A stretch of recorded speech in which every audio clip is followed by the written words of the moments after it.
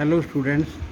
तो आज हम पढ़ेंगे जब ऐसे रेजिस्टेंसेस को सीरीज़ में लगाया था तो इनकी जो टोटल वोल्टेज है वोल्ट मीटर को एक्स और वाई पॉइंट पे लगाया तो ये वोल्ट मीटर जो है वो इतनी वोल्टेज शो करेगा जितने ये 4 सेल की वोल्टेज है, ठीक है। और हर एक रेजिस्टेंस अलग अलग लगाए हुए हैं, यहाँ पर वोल्टेज लगाई है तो ये वोल्ट मान लो हमारी वी है।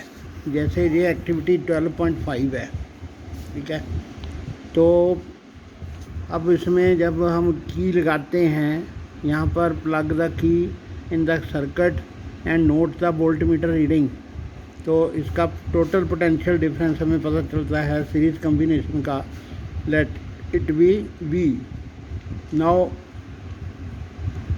Major the potential difference across the two terminal of the battery, तो वो बैटरी में भी उतना ही वोल्टेज वो दिखाएगा। यहाँ पर भी अगर यहाँ पर वोल्ट मीटर ऐसे लगा लोगे तो वहाँ भी वो उतना ही लिखाएगा, यहाँ पर यहाँ से यहाँ तक लगाता है, वही दोनों पॉइंट्स हैं, ठीक है।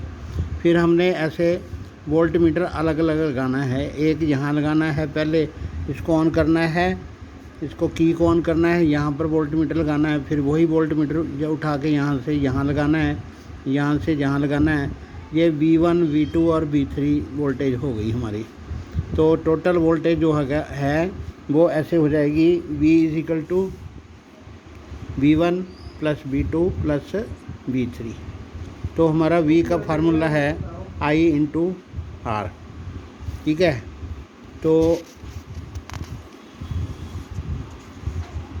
Voltage current × resistance, I for current and R resistance के लिए होता है। तो इसको फिर हमने ये कर लिया, V1 = I × R1, V2 = I × R2, V3 = I × R3। क्योंकि सीरीज सर्किट है, इसमें ओम्स लॉ के हिसाब से जो तीनों रेजिस्टेंसेस हैं उनकी फर्दर वोल्टेज ऐसे होगी, जितनी वोल्टेज ड्रॉप होगी वो रेजिस्टेंसेस के हिसाब से होगी। करंट तीनों का सेम है, इसलिए I करंट सेम लगेगा, और R1 रेजिस्टेंस, R2 रेजिस्टेंस और R3 रेजिस्टेंस। तो V1 + V2 + V3 हमारा हो गया I × R। ये टोटल वोल्टेज, तीनों वोल्टेज को प्लस करके टोटल वोल्टेज हमारी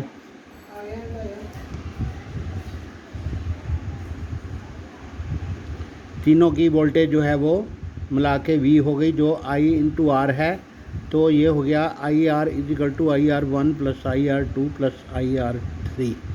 यहाँ पर I कॉमन है, इसका भी I कॉमन है, तो I से I कट गया। तो यहाँ पर R = आ गया, R टोटल = आ गया R1 + R2 + R3। तो अगर सीरीज़ में रेजिस्टेंसेस लगी हैं तो हमने सर्किट का अगर टोटल रेजिस्टेंस निकालना है तो ये हमारा फार्मूला आ गया। रेजिस्टेंस इन सीरीज़ में R टोटल = होता है R1 + R2 + R3।